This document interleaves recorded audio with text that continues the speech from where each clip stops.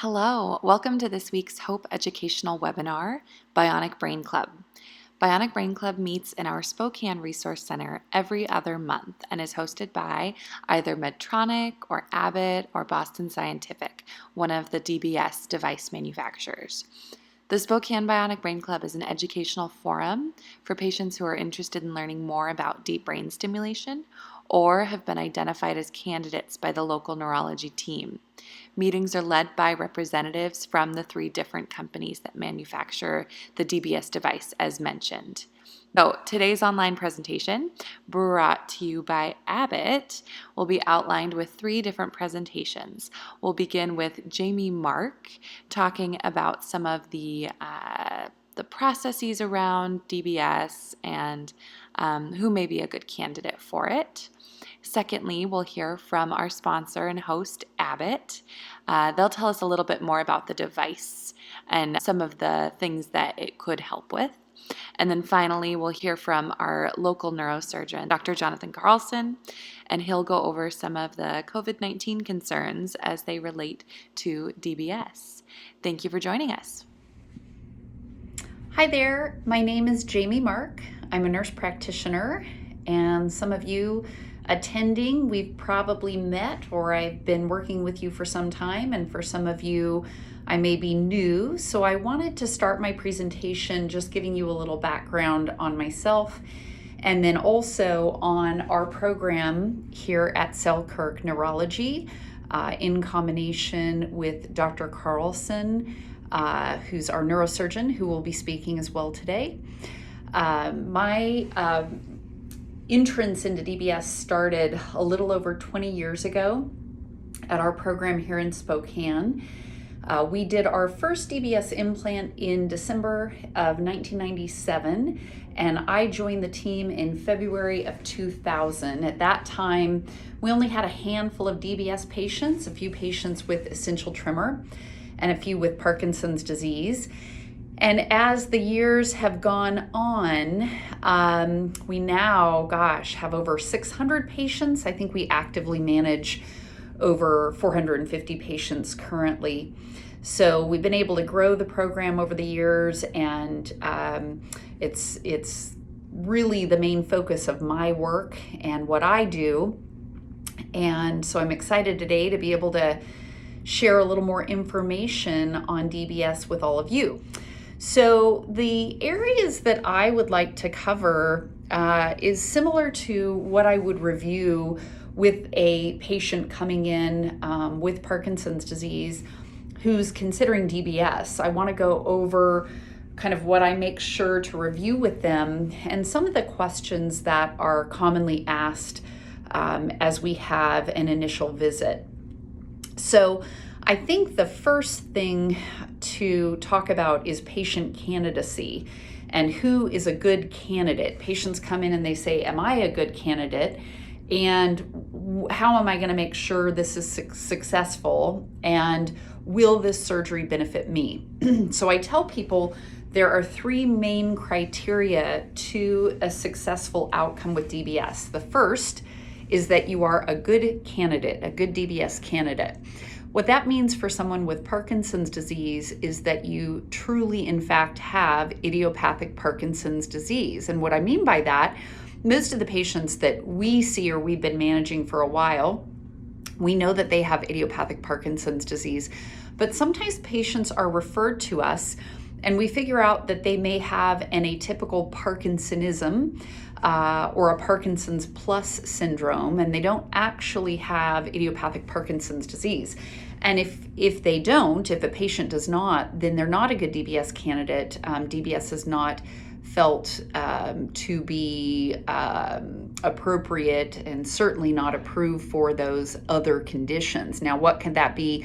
That could be dementia with Lewy body, something called PSP, progressive supranuclear palsy. There's a whole subset list of atypical Parkinsonisms that would not qualify for DBS. So number 1, making sure that you truly have idiopathic Parkinson's disease, which typically means you have pretty classic symptoms. You may or may not have tremor. You'll likely have slowness, stiffness, some difficulty possibly with gait and balance, and then also that you've had a really good, robust response to medication. Those are the main things that help us to know if you have Parkinson's disease or not.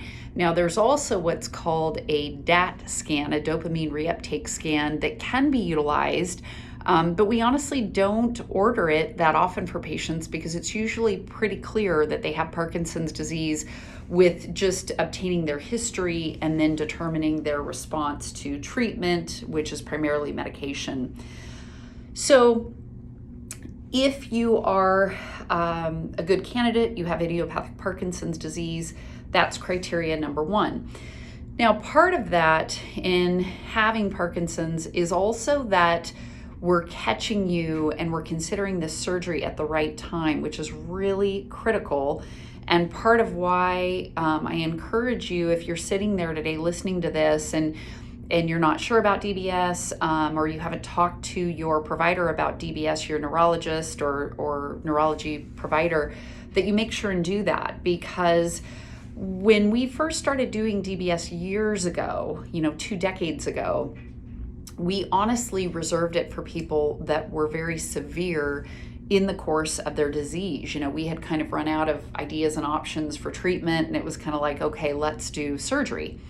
What we've learned over the years, probably one of the main important pieces of what we've learned over the years, is that we shouldn't be waiting that long. We shouldn't be waiting till people are advanced or severe. Most patients are best candidates 5 to 10 years after they've been diagnosed. So that is for most people when we're looking to implant. We don't want to wait too long, because if we do that, the surgery will not be as beneficial. So that's an important part of candidacy beyond having idiopathic Parkinson's disease. So number one, that you're a good candidate, you have Parkinson's not too far advanced in the disease. Number two, we have to get the lead in the exact correct location within the brain to provide benefit. Now, Dr. Carlson's going to go over a lot more detail of the surgery, so I'll let him go into that and the surgery itself in more detail. But just to give you a little overview, there are 2 different sites in the brain for Parkinson's that we implant. One is the STN, the subthalamic nucleus. The other is the GPI, globus pallidus interna. And we can implant either site in the brain, and we choose the site in the brain dependent upon the patient and what we think, whichever site we think they will respond best to. So we come together as a DBS team once a month, and we meet and we go over each individual patient to determine best response. But ultimately, for a patient to have a good outcome with their DBS surgery, we have to get the lead in the right location in the brain, and it's a small area that we're targeting. And then the third piece to a successful surgery, once we've identified you're a good candidate, we do the surgery and we get the lead in the right spot, the third piece is having the device managed appropriately. That means having it programmed correctly and having your medicines adjusted correctly. It also means knowing what's related to Parkinson's, what's related to DBS, what's related to something completely different. So sometimes we have patients call and they say, I'm not doing as well with my Parkinson's, and I think I need a DBS adjustment. And truly, they ultimately have a urinary tract infection, which will not respond to DBS and has to be treated in another way. So having someone and or a team managing your device and your meds and knowing what needs to be done, what can be done, what can't be done is really critical in a successful surgery. So when patients say to me, what's the likelihood of success? I'll even have some patients say, I read an article, or I heard on the internet, or I was in this chat group on Facebook and I heard that DBS is only 30% effective. No, that's not the case. DBS, if again, we have those 3 criteria I just went over, DBS absolutely should be successful. Now, each individual Parkinson's patient's outcome or success in their own mind certainly can be different. It's not same across the board. It's very similar to how all of you know that Parkinson's disease and the presentation, the symptoms, the response to medicine, the side effect to medicine, that's very individual person to person. Same is true for DBS. So where one person feels they got an amazing, incredible outcome, another patient might be a little dissatisfied that their outcome wasn't quite as good. It's all dependent upon expectations, the symptoms people want to get benefit in, and ultimately the stage in their disease they're at. So again, if we're implanting someone in the right time when they're a really good candidate, which is typically 5 to 10 years after diagnosis, we would expect to increase their on time. That's your good functional time during the day when your pills have kicked on and you're functioning well. So give you more of that time without dyskinesia. One study that was published showed that patients completed a diary before they had surgery and then after they had surgery at about the 6-month mark.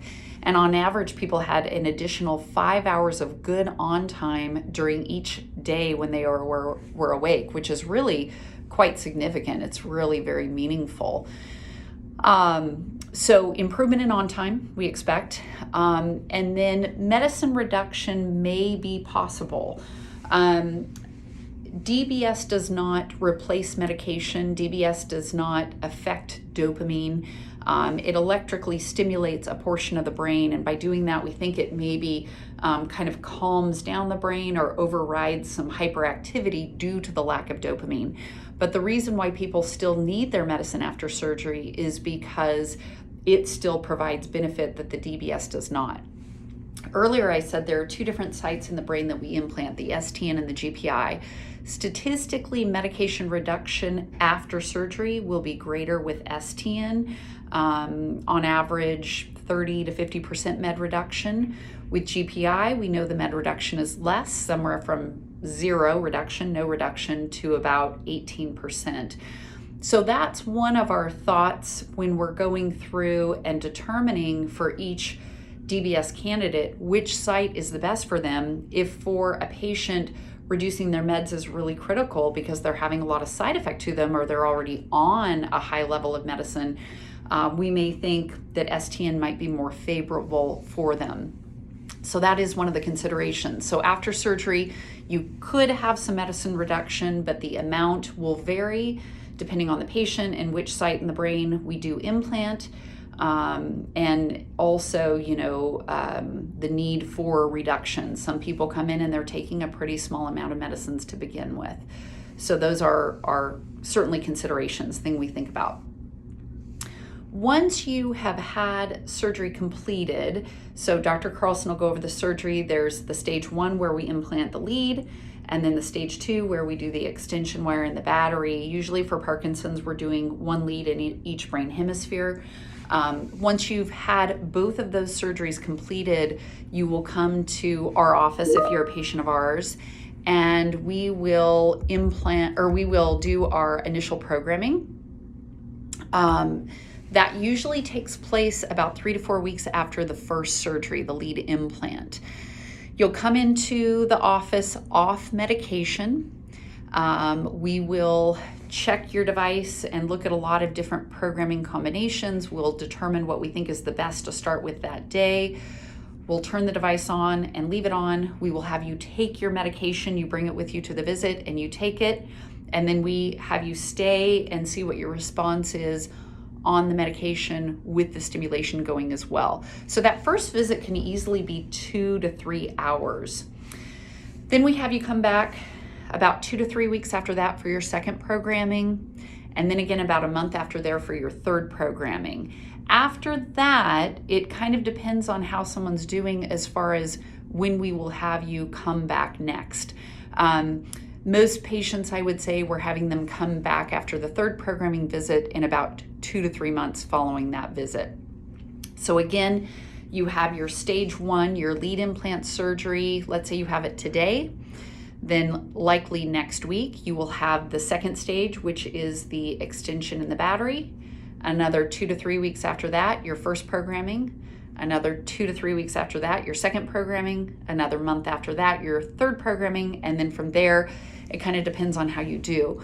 What's really important is, we all tend to focus a lot on the surgery and educating about the surgery and what's going to happen, the risks, the benefits.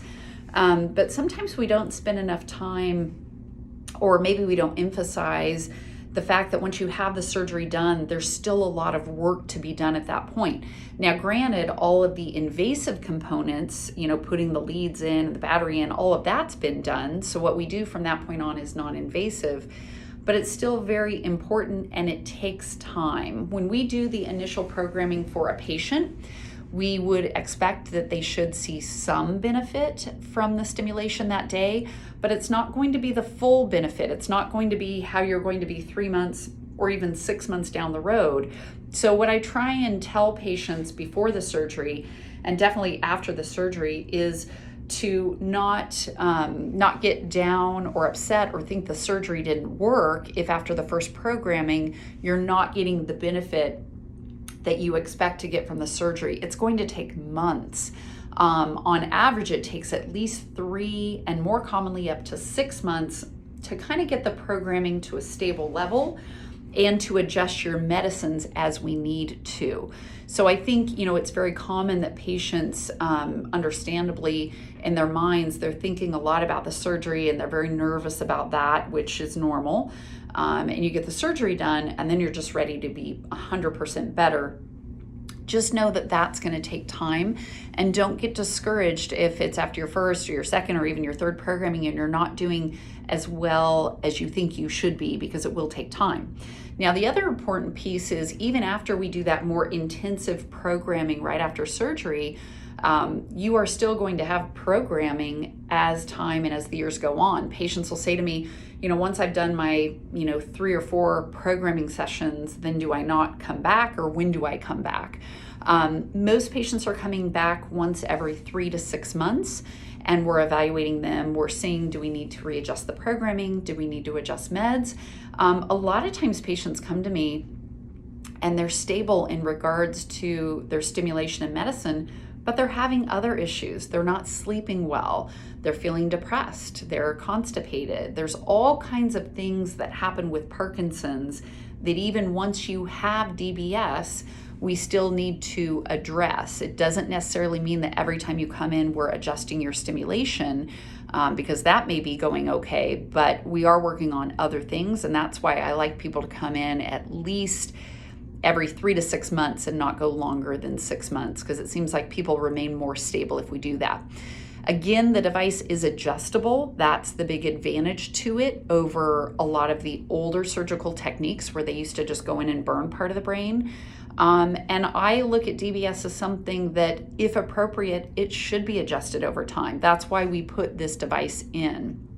With some of the newer options and devices we could put in, there's more advances we can do with the programming than what we used to be able to do a few years ago. And so I tend to start out with kind of more of the normal basic programming because that usually works.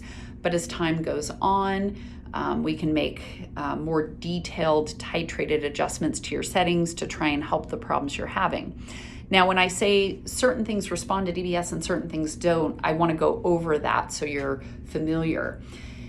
In a general sense, if you think about what you're like with your Parkinson's disease before DBS, when you take a dose of medicine and it kicks on, the things that get better with medication, the levodopa in particular, carbidopa-levodopa, the things that get better, the symptoms that get better when you take the levodopa, those are the things we expect to get better with surgery. So that in general is typically tremor, slowness of movement, stiffness, those types of things. One of the things patients commonly ask me before surgery is, will DBS help my walking and my balance? And if you asked most DBS providers that question, they would say no, DBS doesn't help gait, it doesn't help balance, it doesn't help gait freezing. I don't tend to take that approach because I've been doing this a long time and I've seen a lot of patients where their walking is markedly better after surgery. What I tell people is we don't really have a good benchmark before surgery to say that DBS is going to help your walking. However, if before surgery, when you take a dose of your Parkinson's medicine and they kick on, If with that, you then walk better, and with DBS, we're able to give you more on time, more of that good functioning time, then theoretically your walking is going to be better for more of the day. So that's kind of the yardstick measuring piece we have at this point, is to say, if when you're on, you walk better currently, before DBS, and with DBS, we give you more on time, then yes, we should see some overall improvement in that. As far as balance and falls, I've had some people where it has gotten better because they are on more of the time, and when they're on, their balance is better, or we've reduced their dyskinesia, and when they're less dyskinetic, their balance is better. But again, preoperatively, it's not really our expectation that we are going to help balance or falls, but I have seen it happen where it does happen. As far as gait freezing, if when you're on, you don't freeze at all, and when you're off, you have your freezing, and again, we can give you more on time. A lot of people report their gait freezing is a lot better. So those are just kind of some things to think about, but definitely what I have patients and their family members do when they come in for evaluation, we go through a list of symptoms that you're having, your goals, your expectations for surgery. We go through each one individually, and we explain what DBS helps, what doesn't help, and kind of go through it so you have a better idea. One of the things that's really important to know is that DBS does not help non-motor Parkinson's symptoms. Those are things like constipation, depression, poor sleep, urinary frequency. DBS is not meant to help non-motor symptoms. Now, we do have a lot of other treatments to help those things, but DBS is not meant to help them. DBS is not meant to help your memory or thinking. It shouldn't make it better, it shouldn't make it worse, but we don't expect it's going to be any better after DBS. Now, again, one exception to that rule is that if you're currently taking a medicine for your Parkinson's that's maybe affecting your cognition or your mental clarity, and after DBS we're able to reduce or get you off that medicine, I have had people say, well, I think my memory and thinking is doing better, or I'm more alert, or my cognition is better, but it's not because of the DBS, it's because we were able to reduce or get them off a medicine that was causing that problem. So just kind of another important piece. I know there was a question that came through, which I thought was a really good question that I wanted to answer. A patient, prospective, I think, DBS patient had the question, let's say you implant one site in the brain. Remember, we have two targets, STN or GPI. They said if you implant one site and over time, then that's not working, could you take those leads out and put them in the other site, in the other brain area? So we have done that on occasion, very rarely for very specific reasons. But the question becomes, well, why is DBS quote unquote not working? My thought would be that a patient's had DBS for a long time and they've had disease progression, because DBS is not a cure and it doesn't slow progression. So they've had a worsening of their symptoms over time, and that's why they think DBS is not working, and maybe why they would want the leads put somewhere else. That really wouldn't be an indication to take the current leads out and move them to another site, because based on where someone's at in their disease, that may not help. The best answer to the question, is my DBS working, is to talk to your medical provider that you see about that and see if they would maybe recommend what we call a DBS off trial. Patients sometimes will come into me and they'll wonder, is my DBS working, or is my DBS causing a certain side effect? And the beauty about DBS is at any point, if your clinician says it's okay, we can do an off trial where you turn your stimulation off and you see what happens. Most of the time, almost all the time, when we do that for an off trial to see if DBS is working, patients come to realize that it is helping them and just how much it is helping them. But as far as moving leads in the brain because it's no longer working, that's something we would have to explore further, and I think it probably wouldn't be likely that that would be done. Well, I think I've run through my allotted time. There's certainly more to go over and share. And hopefully, if you have other questions, that's covered in some of the other presentations. If it's not, and you're a patient of mine currently, definitely write your questions down for myself or for Dr. Aldred. And when you come in, we can go over those in more detail. If you're a patient out there and you want to learn more about DBS and you want to be seen in our clinic, again, our name is Selkirk Neurology. We're located in Spokane, and our office number is area code 509-473-0885. We also have a website. If you just in your search engine type in Selkirk Neurology Spokane, you can learn a lot of our, just demographic type information there and a lot of what we do in the clinic. And we'd love to see you and go over this in more detail if you have more questions. Hope you are all doing well and staying safe. I look very forward to the day where I'm not talking to you over my iPhone and we're talking in person and I'm able to shake your hand and give you a hug and not just do a fist bump or a foot bump. But take care, everyone, and can't wait to see you soon. Hello and welcome to the next portion of this talk. I'm going to be talking a little bit about the Abbott Deep Brain Stimulation solution as a treatment option for Parkinson's disease. My name is Mallory Robb and I'm a clinical specialist with Abbott. I'm there on the left side of the screen that you're looking at. And on the right side of the screen is Julie Hearn, who is the Abbott Territory Manager. We both work closely together with people who have Parkinson's disease or essential tremor, and our contact information is up there, our cell phones as well as our emails. So should you have questions about this as a solution for you, or if you have an Abbott DBS system and have some additional questions, you can feel free to reach out to either of us and we'll do our best to help you out. What I'm going to talk about next is I'm going to start by showing you a couple of videos of what people look like who have DBS when their stimulation is off versus their stimulation on, and then just some of the general features and overview of the Abbott DBS system. So here are a couple of examples of what we call off stimulation.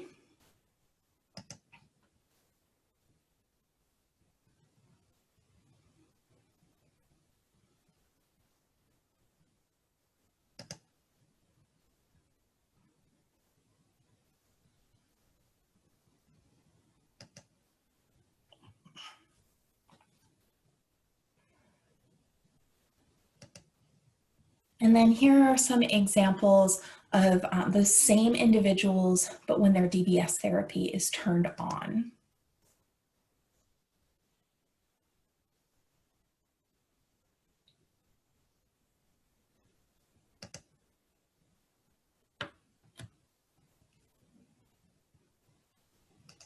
Ready, Karen? I'm ready.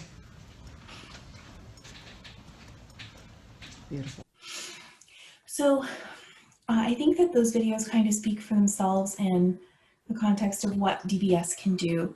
But I like to always highlight for people that there are certain symptoms that respond well to DBS and some symptoms that don't respond as well to DBS. The symptoms that respond really well to DBS are really the cardinal symptoms of Parkinson's disease. So tremor, rigidity, bradykinesia, or that slowness of movement, as well as achynesias and dyskinesias. Essentially, if it's a symptom that responds well to your oral therapies like levodopa, those are often going to be the same symptoms that improve with DBS.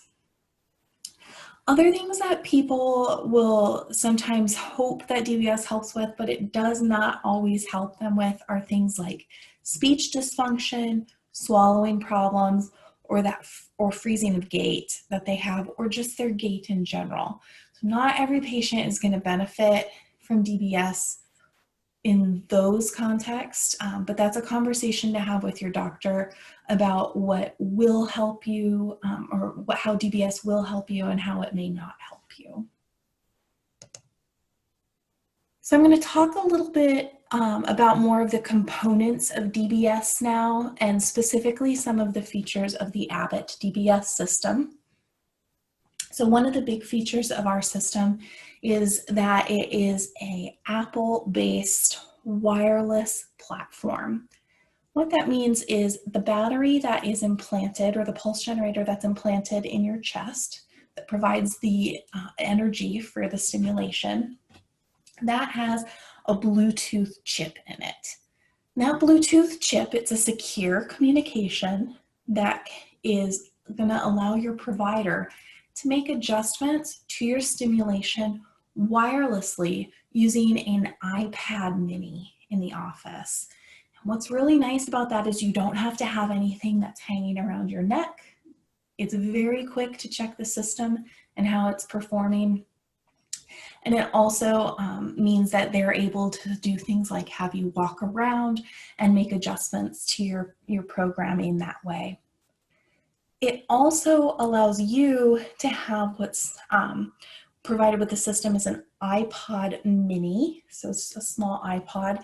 And that is going to be your remote control. That's how you make adjustments or change programs or increase or decrease your stimulation. The Bluetooth chip in the battery also means that we offer the only system on the market that is upgradable.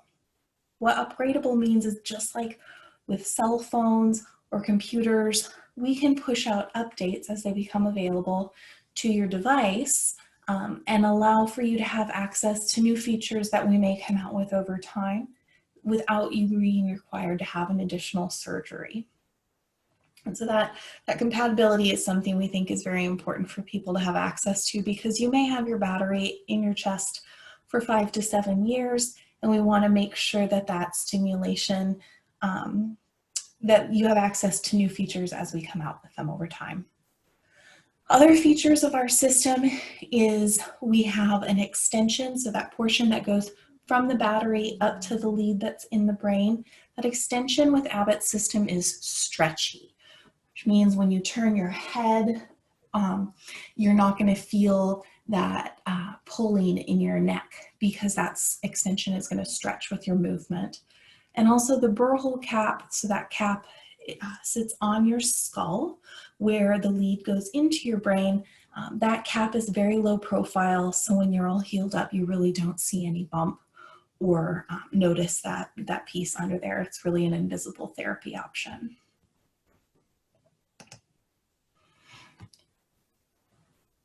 Additionally, I like to talk too about how Abbott is one of the systems available that has what's known as a directional lead with segmented contacts. So in the past, before Abbott came on the market, the leads that other manufacturers offered were what are called ring leads, but they're those little contacts that you see here, and you'll get a closer view of it when I start this video here in a second, go all the way around. With Abbott's, the 2 middle contacts are actually segmented. So rather than continue all the way around and deliver that electrical stimulation in a circle all the way around the lead, it allows us to only stimulate using a small segment.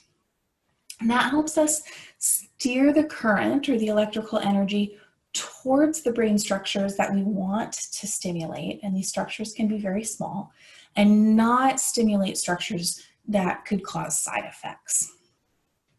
So I'll just click here and you can see this video of what that looks like. So these 2 contacts in the middle are segmented. These are full rings on top and bottom, but you can see just in the schematic of what it would look like for us to steer that current really from one electrode segment to another and really focus the stimulation where we want it to go.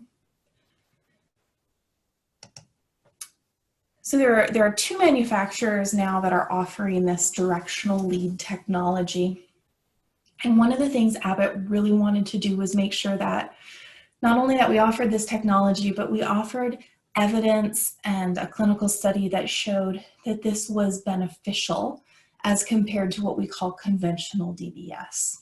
Conventional DBS being that full ring stimulation as opposed to our directional stimulation.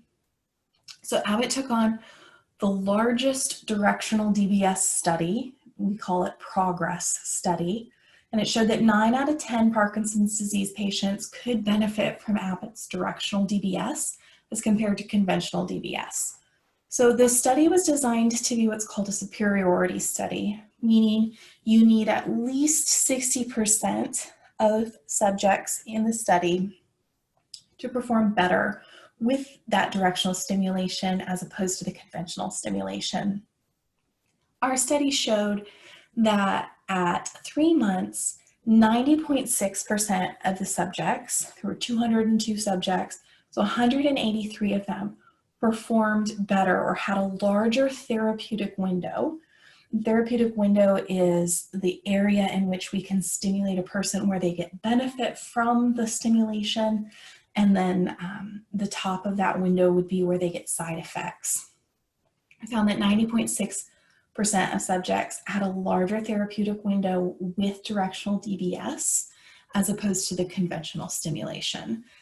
So what that really means for you is that not only do we have this directional technology, and that's starting to become more of a standard in the industry, but that it's going to be beneficial to you as well. We really have the data to back that up. So just a couple more key features of the Abbott system. One question I get from people a lot is, I may need to have an MRI at some point in my life. If I get DBS, can I have an MRI? And the answer to that question is yes. DBS manufacturers make sure that their device is what's called MRI conditional. And there are some considerations that have to be made based on the settings of the MRI machine. So if you do need an MRI, you'll need to talk with your care provider about the details surrounding that, but you would be able to have an MRI. And a really nice thing about our system is when you select MRI mode on your patient controller, it actually runs a little test of the system, making sure that all of your electrodes are functioning. And I've had patients who maybe sometimes live far away from their clinic and have had a fall or they're just in general concerned that maybe my DBS isn't working like I thought it was. You can actually go ahead and put yourself into MRI mode, and it runs that system check on your device and can tell you if your electrodes are still functioning appropriately. And then when you call your provider, you can let them know that you ran that and if things are working right. It gives them a little bit more information on how quickly they may need to get you in to be seen. Abbott's batteries are also what we call low maintenance and recharge free. And most of us are used to having to charge a cell phone or an iPad or some kind of device over time, but we don't want you to have to worry about recharging your medical devices. Recharge your phone, don't recharge yourself, is what I like to tell people. So we want to make sure that you're not having to worry daily about whether or not your battery needs to be recharged to keep your DBS system running. So it is just a maintenance free, you get it set, you can forget about it, and just go about living your life. And then again, I talked about that upgradable technology that we offer for people too. So I know that's a lot of information, and you've probably heard a lot from both Jamie and Dr. Carlson today, but if you have questions for either Julie or myself, you are welcome to reach out to us. I'll show you our contact information again here. You can also fill out this ACT card as well. You can request this from us. This allows us to mail you a packet of information and help talk with you a little bit more about questions you may have. You can also visit our website at ABBOTT'S.com and see videos of patients that have the DBS system, as well as get access to brochures and more information about how DBS works. Again, there is my contact information as well as Julie's, and you can reach out to either of us should you have questions, and we can help get you connected with whomever you need to speak with. Thank you, and I hope you enjoyed today's presentation. This is Dr. Carlson, here to talk about coronavirus and how it's affected our DBS program, maybe even affected you. So Bionic Brain Club, thanks for listening in. I was initially planning on giving you a presentation remotely by video conference about indications and details of DBS surgery, but it's really so much better done in person. I think that as soon as we open up our conferences so that we can get together in person, we'll come back and have another conversation about DBS and indications and how we do it. All right, I'm laughing because I'm really no good at doing this, and it's kind of embarrassing to take a video of yourself. So let's get on with this. The DBS program has pretty much been put on hold by the coronavirus. The first stage, or the surgery where we implant the electrode into the brain, is currently on hold. In fact, we have over 20 patients kind of waiting in line. Hopefully in mid-May, late May, maybe even June, elective surgery will open back up for the state of Washington, and then we can proceed with getting all of our patients back in line, getting those cases done, and then catching up with the current load of patients. For about a month, we were not doing DBS battery replacements because these were urgent cases and we were only allowed to do truly emergent surgery. But the good news is urgent cases have now been allowed, and so we are going ahead and doing a lot of battery replacements. So if your battery is running low, please call our office and we'll get you an appointment quickly and get you in for the replacement. Our office consults are still open. We've been seeing many patients in the office, building up many patients that need surgery. So if you are interested in having DBS surgery, or you just want to come in and talk about it and discuss your candidacy, please have your neurologist make a referral to our office or give us a call at 624-9112 and try and reach my scheduler, Tina, and we can get you an office visit hopefully soon. In our office, things are running a little bit differently. We are practicing all the ways to try and prevent the spread of the coronavirus. So if you think you're sick, please don't come to the office. We're not letting anybody sick in the office, including our staff.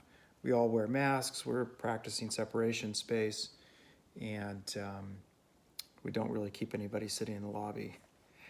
Anyway, the office is open. If you have questions, you're welcome to give us a call.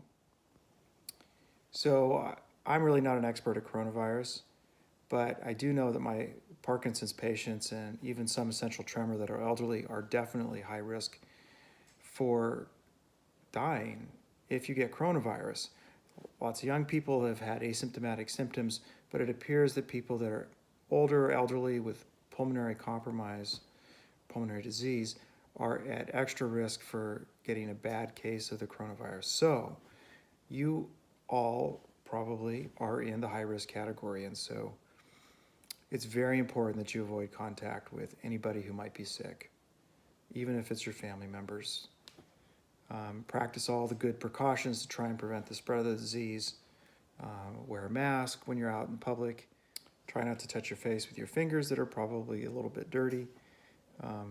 Wash your hands. It's probably just as effective as using the gel. Mostly, just follow the recommendations of our public health experts. Hopefully, this is all going to be over soon. You can email any questions to communications@nwpf.org, and we'll do our best to answer those. Thank you so much for joining us for our Hope Educational webinar featuring Bionic Brain Club, and we hope to see you soon. Stay healthy out there.